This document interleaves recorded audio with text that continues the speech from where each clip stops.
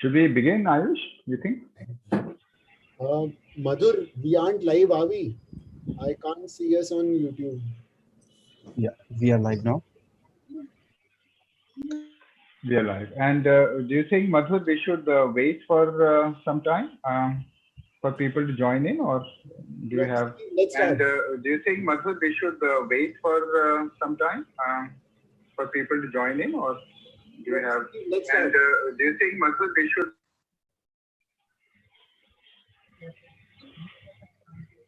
Yeah, we can start. We can start. All right then. So today, this is the second webinar on financial literacy from SwiftLearn. And the guest today is just the right person to talk about financial literacy, right? So let me introduce Miss Mala Kumar, and she's a children's book author, editor, and a freelance writer. And over the years, she has had many interactions with children as parent, as a storyteller, as a workshop consultant, and an author. And what she has noticed, she tells us, is that she's always amazed at how fast and how early children can learn. Yeah, that's why she is a children's author. And her books on children, well, she writes on various topics. Mathematics, it's called the Happy Math series, the Ritu Chakra series, the Rupiah Paisa series, yeah, for Pratham books, the Crazy Mazy Math puzzles, paper play, and various other topics, including a biography of Sir Visvesvaraya. Yeah? He was one of the first civil servants in India, I believe, turn of the century.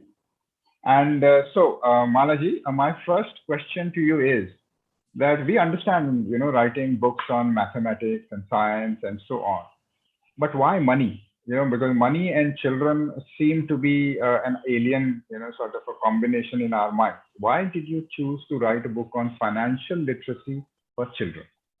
Okay. First of all, hi, everyone, children, parents, and the people at SwiftLearn. Thank you for inviting me here. And really, I'm happy to be with all of you. So why did I write about money? I think we'll need to go back a little and give you a little background of the kind of work that I was doing at the time I was doing this. So when I was when we were thinking about this, I was an editor at Pratham Books, which is a not-for-profit organization. It creates books for children in many Indian languages and now in many other world languages too. So the books used to go out and continue to go out to children who cannot afford books, who are not from a print-rich environment, and also for children, for all children basically. So when we when we met children, we realized that children, especially from the lower income strata, they know a lot of money. They handle money very early in life, and yet there were no books, no solution on, no books to help them even read about money. Firstly, they didn't know how to read. Many of them did not go to school. So we saw that there was a need for lively, pleasant books that they could read on their own and which would also impart some information to them. So that's how we as a group decided that we should write about money. And I, as the editor then, and also an author, freelance writer, I decided to write a set of books about money.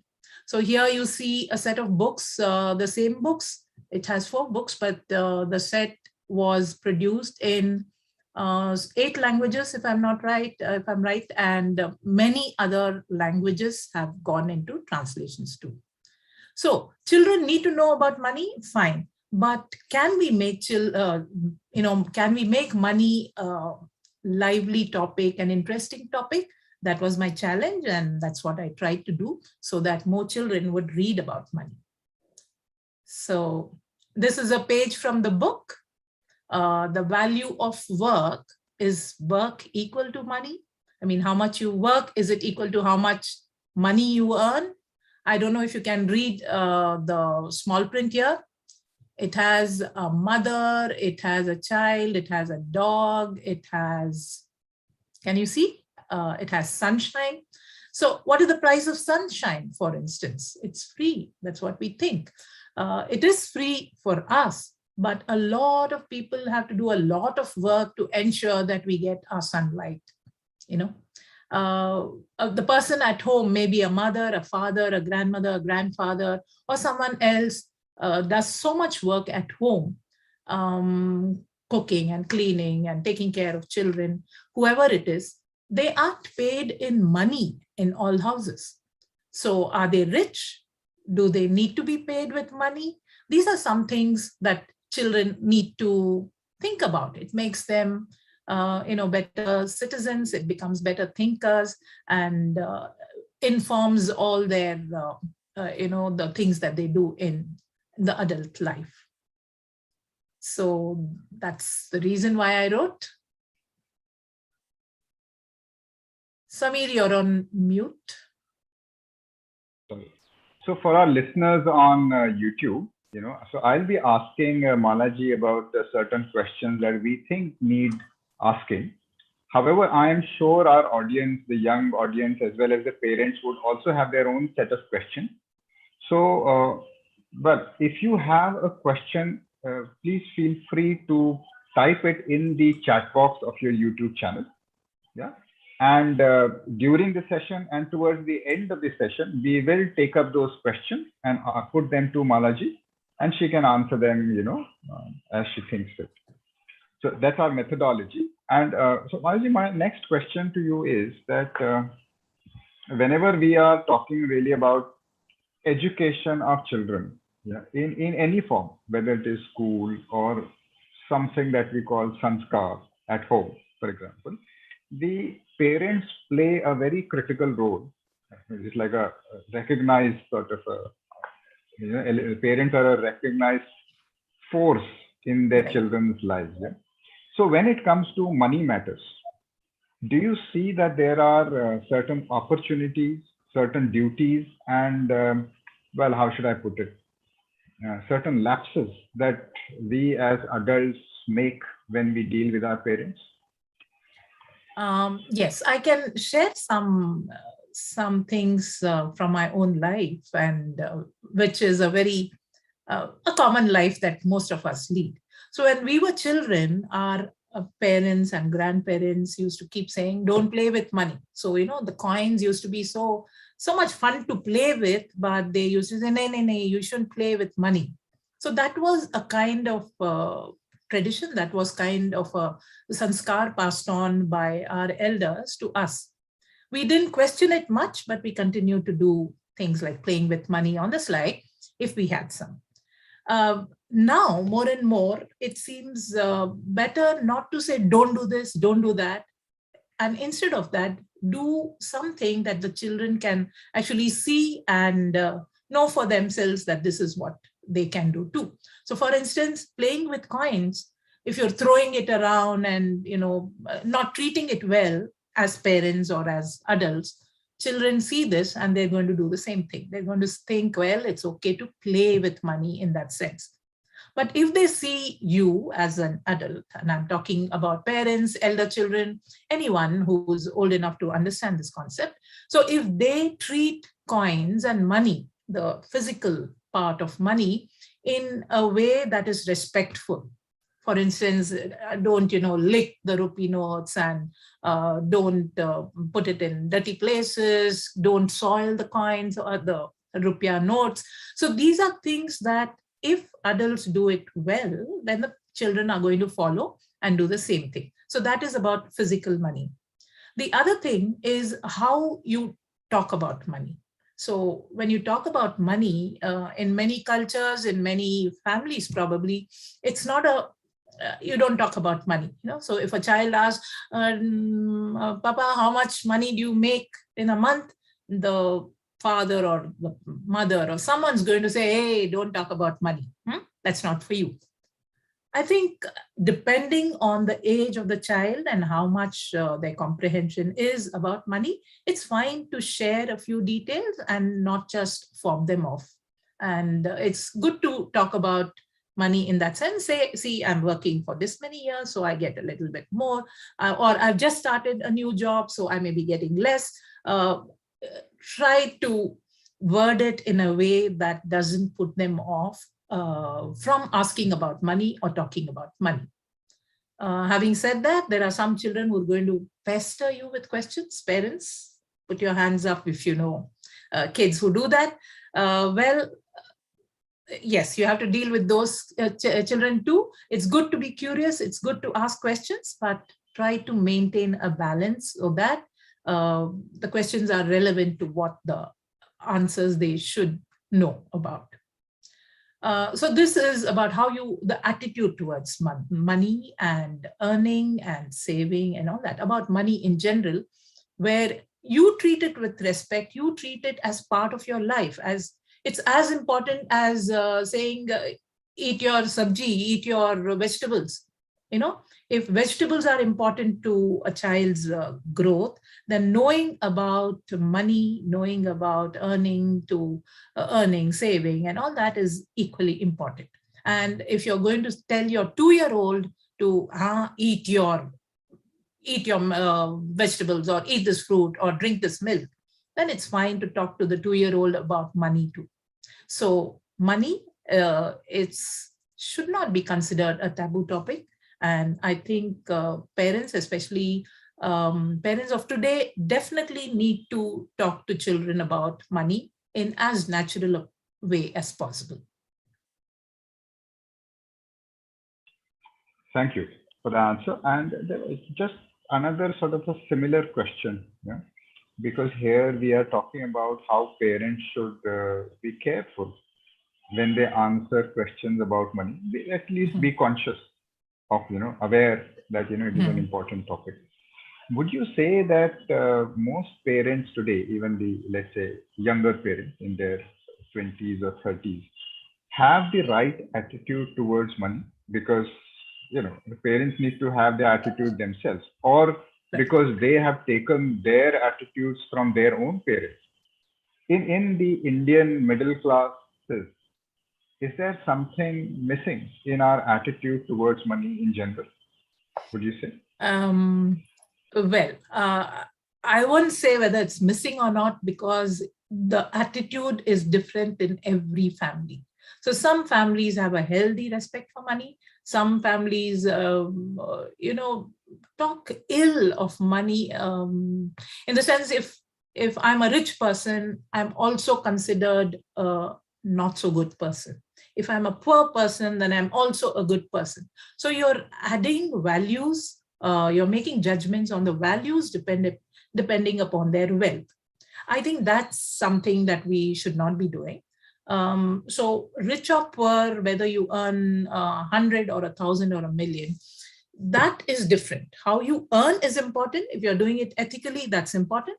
That is the way you should do it, according to me. But how much money you have, how much money someone else has, should not be your yardstick for the kind of person that person is. So you should not be telling your children, offhand, and children pick this up so fast. They pick up things that we don't think we are telling them. We're just talking to someone and they pick it up. So for instance, you have a neighbor, you don't like him very much, and suddenly he's bought a new car, and you'll say, "Arey, wo kya, that guy, I don't know how he makes his money. He keeps buying new cars." Now, this is something you may be telling your spouse or your parent. The child is going to pick it up. And what happens in the playground when he or she meets that person's son or daughter is left to your imagination. So try not to be judgmental about people who have either made a lot of money or not made a lot of money or don't have enough money. That is an attitude which we need to teach our children, that money is important. Many people, different people earn in different ways. and different people save it in different ways, use it in different ways. And this is what makes them able to be either, a better manager of money or not so good a manager of money.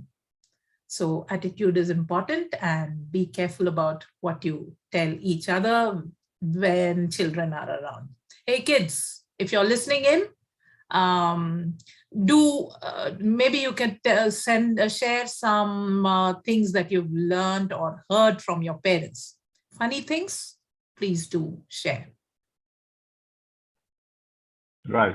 Thank you for that answer. And I'm sure the kids are also listening, yeah, because the last time we had this webinar, about 70% of the participants were children, which is sort of another thing that we'll come to later, yeah, in the sense that is financial literacy, these webinars for children, or are they for parents?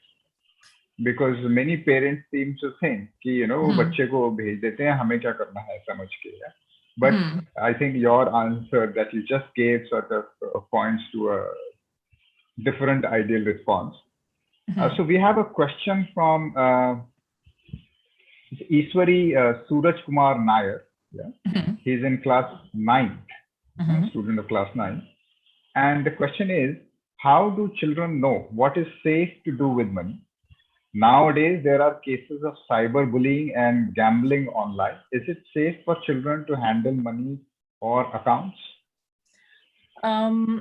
It is safe if you allow a child to go to school on her own. If you are confident that a child can go to school on her own at age 6 or 7 or 8, depending on the distance, then they are old enough to know what is right and wrong. They're old enough to understand that some things are okay to be done, some things are okay not to be done.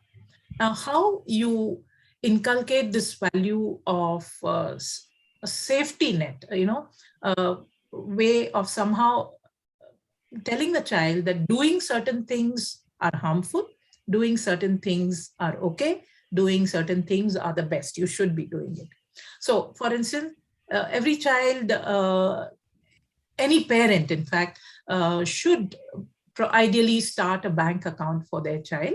And you can start minor bank accounts in almost any banks. Then in India, most banks allow children up to after the age of 10 to handle their own account. It will still be a minor account, I think, in most banks, but they're allowed to function, use it on their own. So long as they're able to sign. So the signature that they do has to be consistent. If they're able to do that, then they can follow their accounts themselves. The third thing is that you're in class 9, and class 9 makes you how many years old? 13, 14, 15? Yeah, about 15. 14, okay. 14, so 15. At 15, you already know what is right and what is wrong in most cases. I think there's an antenna for all of us. And when you're doing something and that antenna starts, making a lot of vibrations and saying, mom's not going to like it, or dad's going to question this, then that is the point where you need to take a step back and see whether what you're doing is right or wrong. Having said that, anywhere, wherever you are, it is unwise to share your bank account details, how much money you have, what's your PIN code, things like that. Do not share with anyone, not even your best friend. Why? Because in a fit of, if I share it with you, you may share it with your sister may share it with so on, so forth. And that's how it keeps going.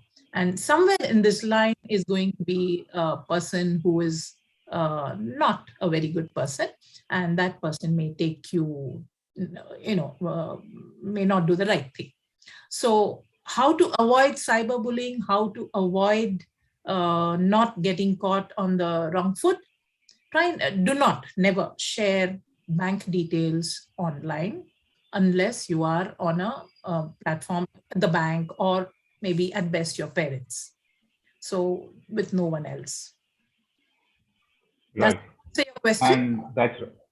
That's a great answer. In fact, it answers another question from Rayans Sadikonda, whose question was that after this class, can we control a bank account? But yeah, but I guess you have already answered as to, what are the Yes. limitations of children operating a bank account and what are the possibilities. Yeah.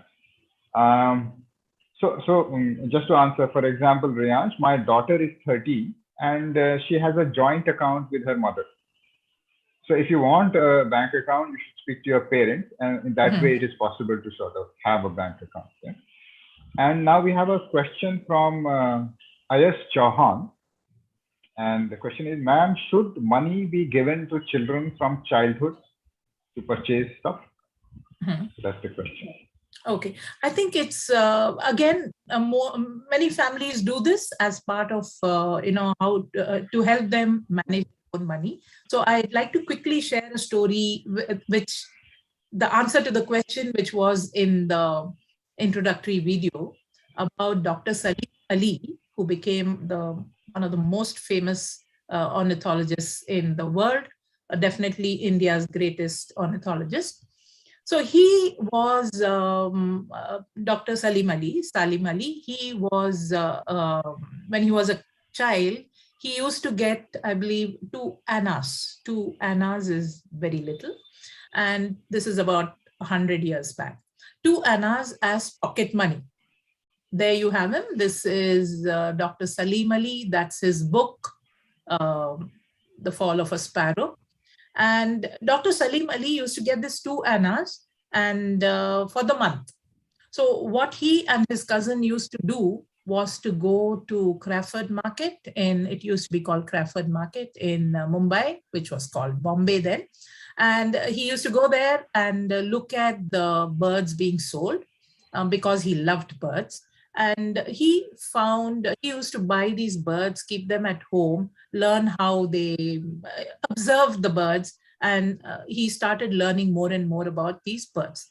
This initial introduction to birds helped him become sort of, someone who liked to observe, and later he became an ornithologist. Continuing with his story, now, that was a good way of using pocket money, right? He was also given 2 annas per day to go by tram to school and come back.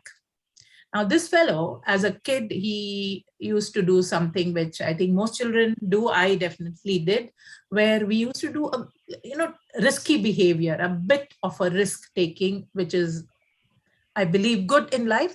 So what he used to do is take the 2 annas and eat bhel puri with it because he loved bhel puri.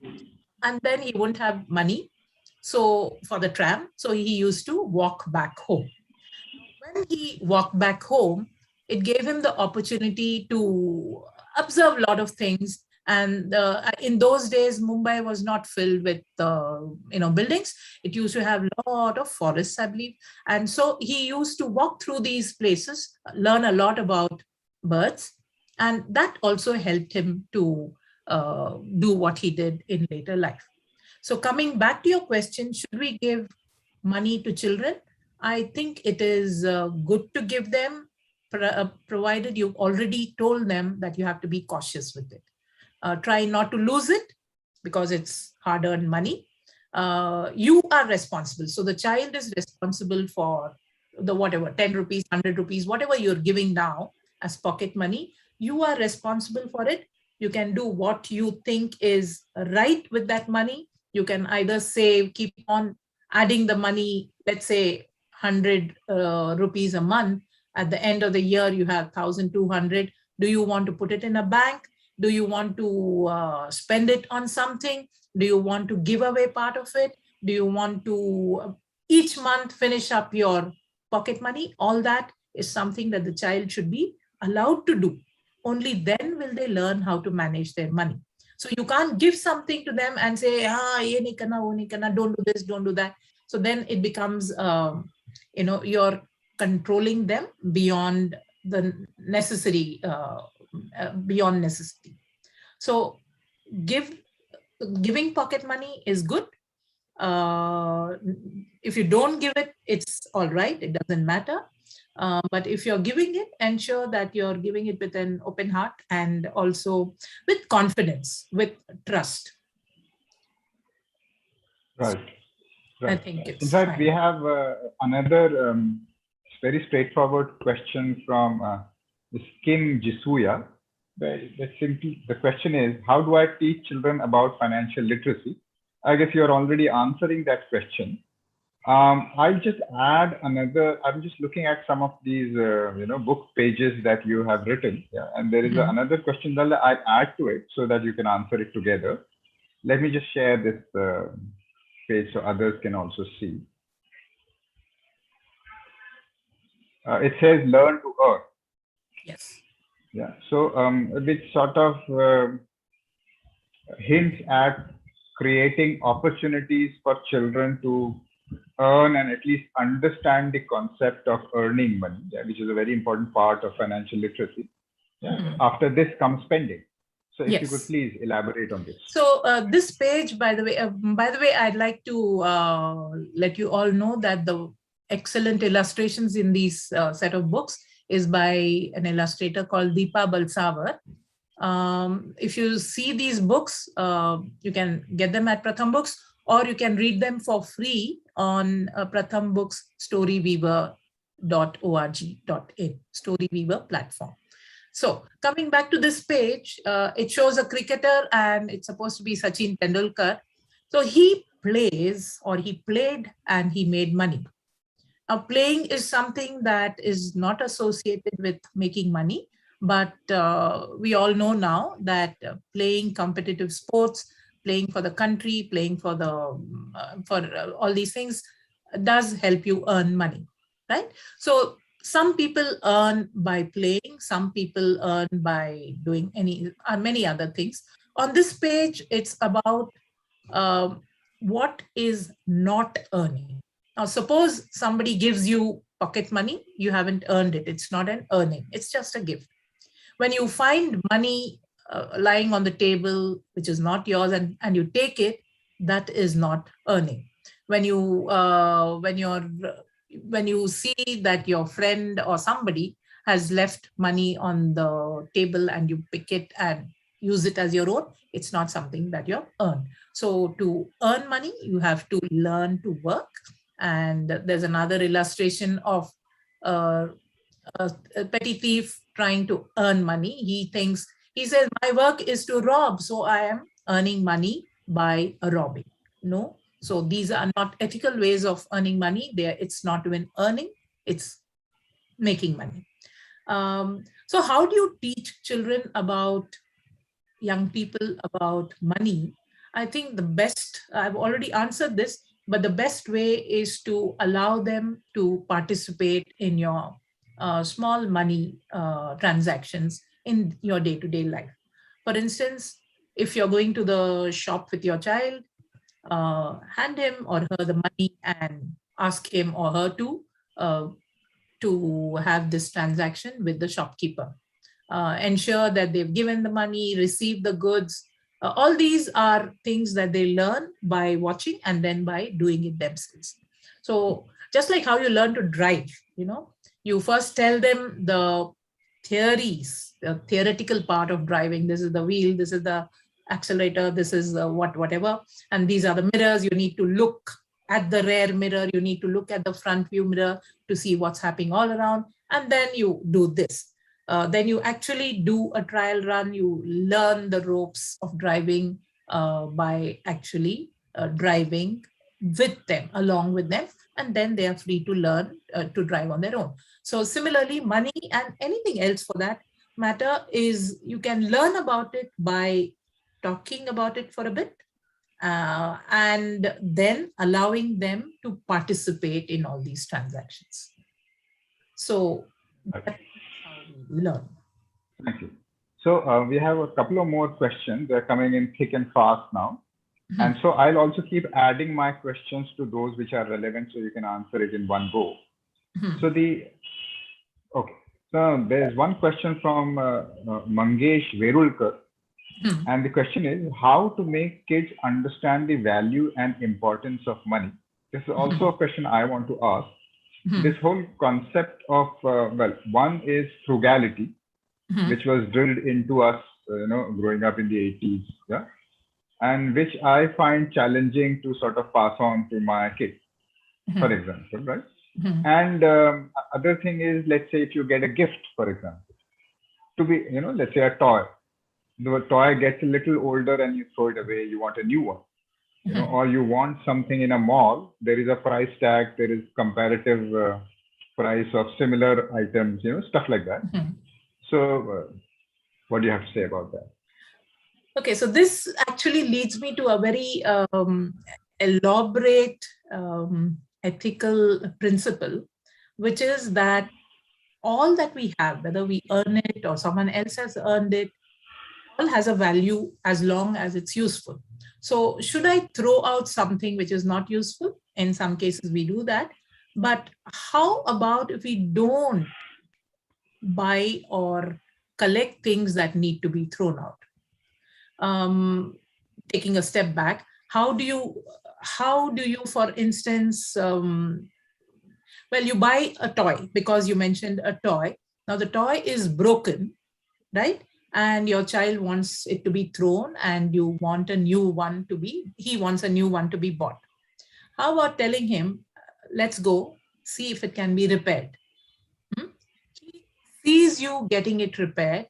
He sees you getting a battery, batteries, whatever kind of toy it is. And you tell him that a new car costs, if it's the toy car, the new car costs 200 rupees. Whereas the repaired one, the guy who repaired it, he only took 50 rupees. So we as a family have a saving of 150 rupees. Now this 150 rupees, I can either give it to you as a, as a pocket money, or let's all go order idli vada sambar today for our evening snacks, So this is just an example of what you can do by saving money by not buying. It's important for children, and I think most children today do understand it because it's being drilled into their heads and they're seeing it all over. For instance, about plastics and why we should not use too much plastic, all that. This whole world has, that's why I said an ethical principle. There are so many things in this world that we do without knowing that it's harming our own lives. So you buy more toys, they're going to be thrown away more, and they're going to go back to the land, they're going to go back into your water system, and you're going to drink that water, and you're going to fall sick. And it may not be you directly, it may be someone you know, it may be someone, well, you don't know, but all this is going to hit back at us. So frugality, especially in the Indian sense, frugality and reuse of things has been a tradition for so long, and I really think we should continue with that. So frugality is one, how you teach the value of money. The other thing is alternate ways of using money. So you give children an opportunity to discuss, say, you've saved this much money. What do you want to do with it? Do you think there's another way of using this money instead of buying a new car again? So give them alternatives, listen to them. I think children come up with very bright ideas. So give them full credit for coming out with winner ideas and do that. So that is another way of inculcating a sense of value for money. Right. Thank you. Now, because there's too many questions now, I'm just clubbing them together. Yeah. In sort of. I was surprised. I don't know if that question is still there. There was one child, I may have missed it, who's confused and says she wants to go to. That's right. I'll read that. That's right. Okay. So that's from Deep Gagan Dhal. And he says, ma'am, I'm confused. I have to go to Jalandhar for a dance competition. So I can take money with me and I'll have to go alone. Whether he is asking whether he should take money with him.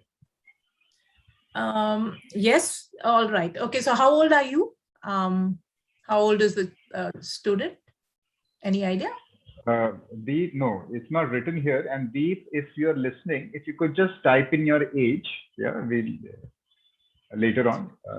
But you Okay, can. never mind. So whatever age you are, if you're going for a dance competition, I assume you will be going with a group. It is wise to, I think, again, what I told you about risk taking, in life, in each of us has a different, what's that, the limit for taking risks. And I think children naturally do take risks, but the good part about it is children also have an inbuilt warning system which tells them what is right, what is wrong, and how much risk to take or not take. I'm very clear about that. So going to for a dance competition, if it's something that you all want, and if it's something that the family agrees, gives blessings for, then definitely you should go. Take care, take precautions, ensure that you're not carrying too much money, ensure that there are you keep it safely, and don't carry too much. That's all. Carry just enough for how much you need. I think Sure. if you don't go and if you don't participate, then probably you're going to feel bad, right? So I think it's fine to go. Carry a little money, not too much, and don't talk about it too much. Say, I'm going to keep my money here, there, or keep it in a place where everyone can see that you're putting your money in. That's, Right. One has to be careful about it. yeah. But that's instinctively a thing you say. Children have an instinct I of their own. think children have an. So why do they still lose things? Well, at this age, I still lose things. I think if you're not careful, you lose things, and then you learn that, okay, I lost this. I have to be careful. I need to do this. So only if you make a mistake do you learn. So Right. Right. All right. So the next few questions are on this very tricky question of investment, right? So Kasturi Gangadharan asks, how about teaching them to invest their money while saving too? This is one first question on investment. There is another question which is more direct by Mr. Brijesh Mishra. Is it okay to make the children understand the habit of investing, especially in the stock market? I think so. I think a lot of people have done very well when they start early and they've invested in stocks and shares. Again, investing as a habit is, I think, a wonderful thing. So I don't know if you can see the books at the back. Our house is full of them. We should have invested more in gold and silver probably, but we've invested a lot in books. Now, these books have helped us through our lives, and I think that's good investment. So what you invest in depends upon what kind of person you are, what your ambition is, and what you want for your children, for your family, etc., etc. So if investing in shares is something that you are comfortable with doing, then yes. And if you think it has been good for you, then certainly it's good for your child too. A word of caution here is to tell them that investment has its plus or minus.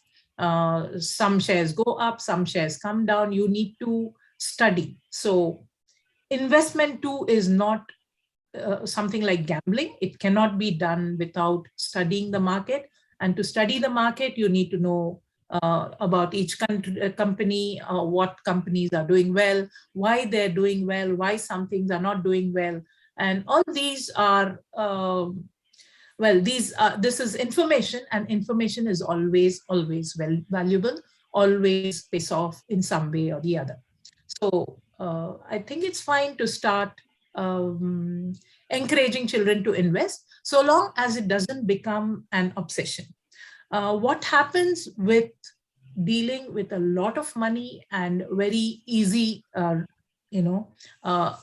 of money is that sometimes young people may lose the focus that hard work pays. Life is not the same at all times. So it's good to go step by step. Once you know that your child can understand that you have to work hard to earn, that is step one. Then how you use that money, whether you earn it in in investments that pay off very quickly, or in investments that pay off slowly but late, all that comes only after they understand the first step, which is that you have to work to earn money, to save money, and to manage money. So that is the crucial step. If you think your child, if you're confident that your child can understand that, then it is fine to go ahead and allow them to take part in other investment uh, activities. Right. So then there are some very pertinent questions, but you may have already answered them, but I will still repeat them. One is from Miss Swapna Ghosh, and she wants to know, how can my child earn money? Very direct. Then there is one from Miss Shraddha, who says that I have a 13-year-old daughter. She gives her pocket money. However, she enjoys buying something with the pocket money, but it is not interested in saving her money. So how to educate her about saving? Another sort of related question is it okay to give a credit card to a child? One more question is that how much pocket money is appropriate for a 12-year-old child? Yeah, these are the questions. This was from. Then there is Naro Imchen, who says that what are the ways I can teach my children to earn? Okay. As a parent, as a parent who's had to, who's brought up my own children and other people's children, and watched many children growing up, I can say that there is no formula for this. There is no one size fits all. And there is no way to ensure that whatever you're doing is the right thing. So if I give 100 rupees to 3 children in my family, each one gets 100, you cannot expect, or you should not even want, that all 3 spend it in the same way. One child may want to buy, the minute you give the 100 rupees, the child may want to go buy something with it. The other child may save it forever. The third child may invest it, will probably go buy something with the money and then sell it at a higher price to someone else, make money. So this could start at a very early age, maybe like 12 to 15 years old. Children could do any of these 3 things. There is, as I said, there's no way of ensuring that they will follow the same path. Having said that, now, what do you want your child to do? That depends upon, you may be pushing your child to do what you think is right. So I think going and spending it all on the first day is the best way to spend money, to use money. Suppose that is what I believe in. And so I tell my daughter, hey, come on, what are you doing with that $100? Why are you keeping it in that box? Go out, eat ice cream, buy friends something, buy, whatever. So I am putting my values, I'm forcing my values into that child, which means I'm not allowing that child to understand about money on her own. Let the child buy whatever she wants. After all, you've given that money to her. That 100 rupees which you've given to your daughter is hers. How she uses it, so long as it's ethical, we don't want her to go and buy a ton of chocolate and eat it all day long, right? So ethical and healthy. So once you've given the money to your child, your power to hold them to what you want them to do should not be on them. Let them spend it the way they think fit. I think they will learn very quickly that if they had, say, maybe 3 months down the line, for instance, if you have 2 children, one saves and the other doesn't save, maybe the saver will understand that, hey, I should have spent a little on something. And maybe the non-saver will realize, hey, if I had saved, maybe today I could have bought this with this money, right? So I think you need to trust your children. You need to allow them to make their own decisions. And that is important. The whole point of giving them information about financial literacy is to make them better thinkers, to make them come out with ideas, to make them more creative in their responses to how they earn, how they save, what they do with their money. So that they will learn once you give them the freedom to do it, I think. Right. And is giving them a credit card taking it too No, far? I don't know about that. I think most banks have a credit card with a particular, smaller limit for children. And if the bank is giving that, then I suppose they have done their homework and it's okay to give it. In the Right. present situation where there's so much, online frauds and all that going on, I think it would be best not to give a credit card.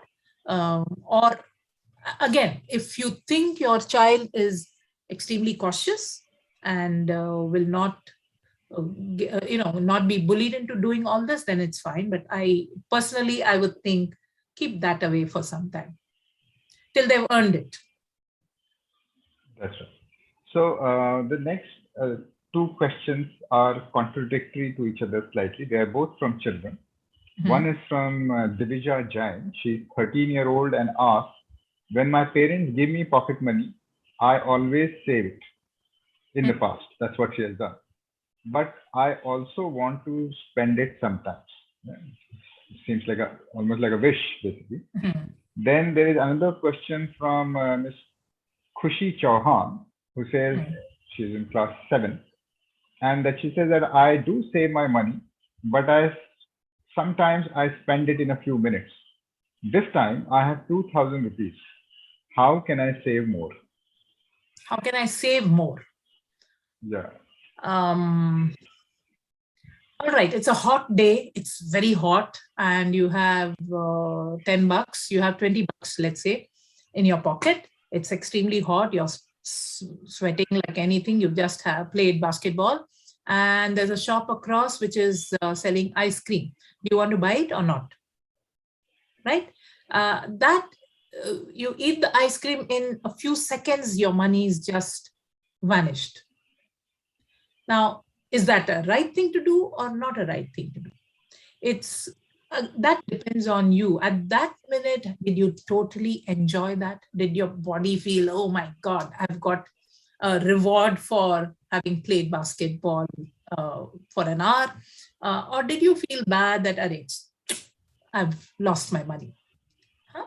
So these are questions that all of us have, and there's no right answer. So I think, again, the middle path is good. And please don't not eat ice cream and don't lose out the fun of eating ice creams.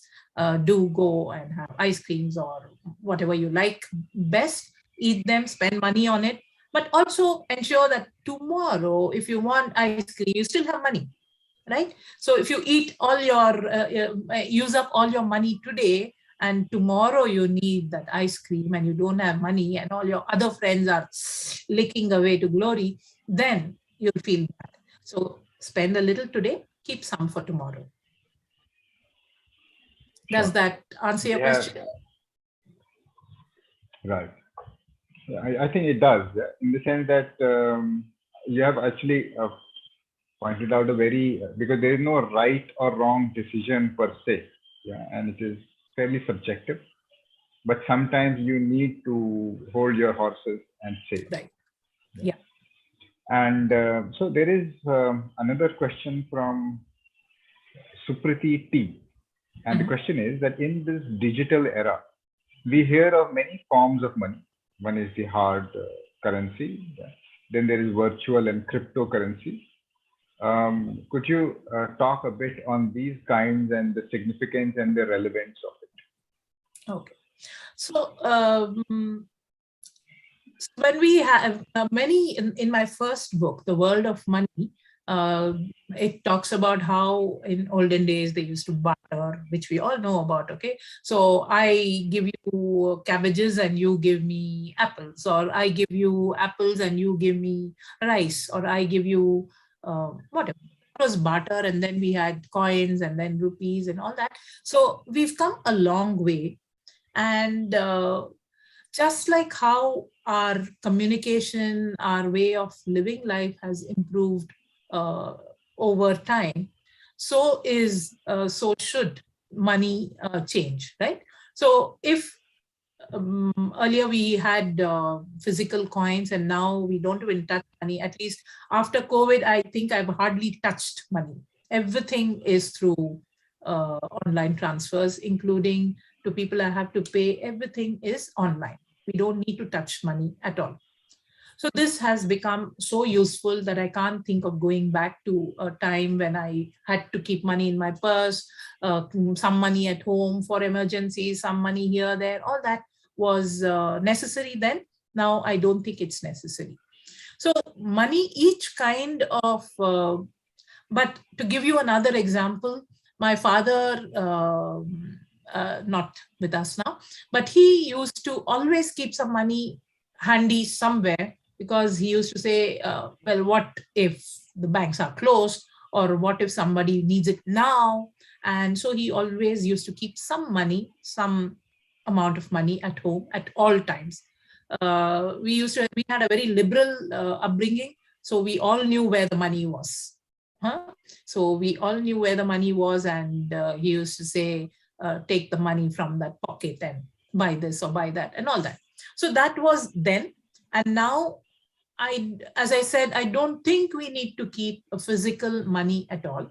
So all these forms of money are just, the money is the same. The value of money is the same. It's just a different tool. So I don't think there is any difference in the money itself. So all these are just forms of money or forms of transaction. In fact, we have about 5-6 minutes more. I've just taken as many questions as we can. Sure. So, well, a couple of questions, slightly repetitive, but there's slight differences. One is, ma'am, earning money, is that more important, or saving money is more important? And the other thing is that I'm 11 years old. This is from Akash Singh, who says, is it okay to start a business from an age like this? This is Yuvraj Rai of class 6B asking. I think if you're even talking about starting a business, that means you have thought a lot about it. You have either read about people who have done it, you've seen people doing it, or businesses in your blood. So you can do it at any age, so long as you know the rules. So what are the rules? When you start a business, whatever it is, so let's say simple business is handwriting. If you have a good handwriting, there are companies that pay you to write a note, thank you for buying this book from us. So someone handwrites it and sends it, and the person who buys it gets this handwritten note. So you write a note, you paid for it. So when earlier, when whoever forced you to write neatly, if you were saying, "Arey baapre, why are they making me do all this?" Now is the time when you can earn for writing neatly. Should you do it? That depends a lot on your circumstances. If you need the money, then yes, maybe you can do it. If you don't need the money, in the sense it's not, if you have enough to eat and sleep and live and be educated, then maybe it's not the right time to start that kind of business right away. But to earn some pocket money, it's fine. It is perfectly a good way to spend your time. So starting a business is not a problem. What could be a problem is if you don't understand the risks and the rewards of starting a business. When you start a business, people around you are involved. Are you doing your business? So now I'm talking just about the handwriting business, right? So you are writing all the time because you want to earn a lot of money. And in the time that you're writing, you're not eating, or you're not going to have dinner at the right time. You're not doing your homework. You're not doing the other things. You're not going out and playing with your friends. You're not talking to your family. You're not talking to your grandparents. You don't like to do anything but write. Now that is bad investment. Even though you're making money, you're not allowing yourself to develop, and you're not giving a chance for yourself to become a healthy adult. So in that sense, it's a bad investment of your time. If you are able to do all this and do some business, then great. In spite of your hard work, sometimes the results are not good. So let's say you've done 100 pages of writing and you're going to sell it, and that company or that person who was paying you till now says, "Nay, we are stopping it, no more payment for this." So you are likely to be dejected. That could make you depressed. But understand that businesses have their ups and downs. Never think it's the end of anything, because the business will go up again, or you can just quit doing that and start something else. So these are risks that come with starting a business, and anyone, child or adult, we need to know these risks and rewards and be prepared to face either. So if you make rewards, enjoy. If you are not making the profits, then learn how to keep yourself hale and hearty and sane, and how to do something else. So That's right. good luck So, with your if this was business. no, absolutely. I think this is a very thought-provoking sort of answer, especially what is investing. I mean, you are basically investing your time spent with your parents and grandparents also counts as investment. Very pertinent point. And so I'll just take this point, yeah, as to what is investment, and sort of plug it into another question which is being repeated, which is avenues for children to earn money. How can children earn money? This is the question that has come up many times. Yeah. And Divija asks, ma'am, is it important to study for earning? Yeah. So let's put these two questions together because they seem to be related. I mean, because we're talking about children and we just heard what investment may mean. Yeah. Right. So if you could please speak a bit more. Sorry. So is it important to study? I definitely think it is. What you study is different. How much you study is different. But do we need to study? Definitely. I have spent a lot of time, many years, in fact, with children who have who are from families where they cannot send them to school. And I know the pain which these children have. I know the the yearning to study and do something. Most of them say, "Hame padna hai, hame kuch karna hai," in whichever language I speak to them in. So these children do not have their parents are unable to send them to school for various reasons, and they are not therefore studying. So looking at that and looking at how much studies have helped people around us, people like, helped me, helped my children, helped my parents, helped, all of us, we are here because we have studied something. As I said, what you study, how much you study is a different thing. That comes later. But actually studying a little bit, at least the basics, it is, I think, a definite must. And not all of us need to come first. Not all of us need to get 100 out of 100 in everything. Not all of us can do it even if we study all day and all night. But we have to balance it out by studying something, the basics. And more, the more information you have about anything, the better it is going to help you with. Coming back to, I'll quickly go back to Dr. Salim Ali, mainly because it's so good to illustrate this point. When he started, I told you, he became an ornithologist. He studied a lot, and even so, he did not make, he did not get a job for a long time. no one was hiring people who knew about birds at that time in India. So he had to go and continue with his family business. Even though he didn't like it, he and his wife went and did some work. And then he came back because that was definitely not what he wanted to do. And he came back and he went to an institution and said, see, I know a lot about birds and there are a lot of forests around Bombay. So can I do one thing? Let me go and do a bird count in these areas. You don't need to pay me, but only pay me for my travel. So what I spend on the actual traveling by bus or cart or whatever was there at that time, and for my food, whatever I eat, just pay me for that. Don't pay me for the work I'm doing. So they agreed. They said, oh, wow, good offer. And they allowed him to do that. So he traveled all over India without a salary, but with what's called a stipend, which allows you to eat and live in a decent enough place. And because of all these travels, because of all the information that he had collected, he could show his capability. He could show how well he could write, how well he could observe, and all that gave him a lot of, many good opportunities in later life. So what you do at a younger age, what you study, you never know how it's going to help you, but it will definitely help you. So I think studies is a must. And what was that?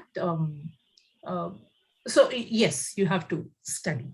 That's right. The other Doesn't part matter was, if you're earning and saving, both are necessary. You need to earn and you need to save. Definitely you need to earn, save for good times and bad times, because not all the days are the same. So right now it's a sunny day here, and you all know that we need to say what they say about for a rainy day.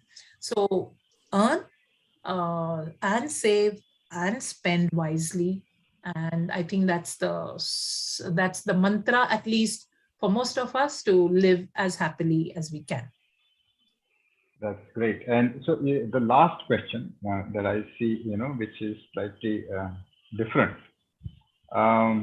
One was from Mr. Sanjeev Saxena, who says, how to children where to spend and where not to. That's one. And the other was from Mr. Vimlesh Sharma. The question is, how much money is it okay to give in charity? I think there are some households and some, I think some religions where there's actually a percentage. If you earn so much, then give away so much to 10% to charity and all that. So again, this is an individual choice. There are some people who just keep the basics and rest they donate. That comes when all your basics are taken care of. So you earn, you have enough to eat, sleep, live in a good house, enough for a rainy day, and you think you don't need more, then you can definitely donate the rest. So I'm not sure if I've got the story right, but Bill Gates, there's a story that when Bill Gates was not the rich person he is now, he used to go, I think, go to the airport, and in the last minute, he used to pick up a newspaper, and the newspaper guy used to ask for change, whatever it was, and he would not have change for that. So he would say, oh, I don't have, and the newspaper man used to say, never mind, take it and go. Okay. For the newspaper seller, the $2, not $2, I don't know how much, let's just say $1, just for convenience. The $1 was a lot of money, but he decided to give it away because he knew that this young man seems to be wanting to read the newspaper a lot. So he did that. And this happened for several years, I believe. And then 20 years later, Bill Gates, if my story is right, realized that he had never thanked this person. So he used his contacts to find this person and then asked him, what can I give you? You helped me in those days, so what can I give you? And that man said, no, nothing. I don't want anything. So Bill Gates said, no, but you have to take. So he said, see, you didn't remember me when that money meant something to me, when I needed it. Now I don't need it. So I don't need any money from you. And that is how needs keep changing. So today, if you have enough, then be grateful for that and ensure that at least a part of that you give away to someone who needs it more. So coming back to the ice cream theory, if you have money enough for 2 ice creams and you can spare 1 ice cream to a child who's looking on, maybe your friend, maybe someone else on the street who is yearning to have an ice cream and doesn't have the money for it, I think it's good to share it with that person. But if you don't have it, then don't feel bad and that you didn't share it then. Make some more money, earn a little more, and then share it. Then donate it, give it away. So no amount, small or big, thousands or millions, is an absolute. When you earn, I think there is a way to ensure that you can keep enough for yourself and your family, do the right things that you're expected to do, and save a little for the rainy day. Invest a little so that when unexpected things happen, you have enough money, and give away some. So I think the world runs on these principles where you do all this simultaneously. Right. It was an incredible 1 hour that we had with you, Malaji. And Thank well, you. I personally learned a lot. It was like just a wisdom reading, as to how there are questions that, in my mind, all parents have these questions. They have to deal with these things. Right. And sometimes when there is somebody who can sort of, with the clarity that you have, sort of elaborate on that, it is really, really helpful. And I totally appreciate it. And I'm sure the parents and the children who are listening also feel the same. And thank you so much for your time. Thank you. And as I said, many of these answers are personally things that I've tested. My children are earning members of society right now. So I must have done, my husband and I must have done something right. Thanks to all of you for listening in, for joining in. And thanks to SwiftLearn for asking me to be your guest today. All the best. And kids, all of those who are watching this, all the best, and I'm sure you'll do great. Thank you. Bye-bye. Thank you so much. So I'll just end the session now. Thank you, parents, and thank you, children.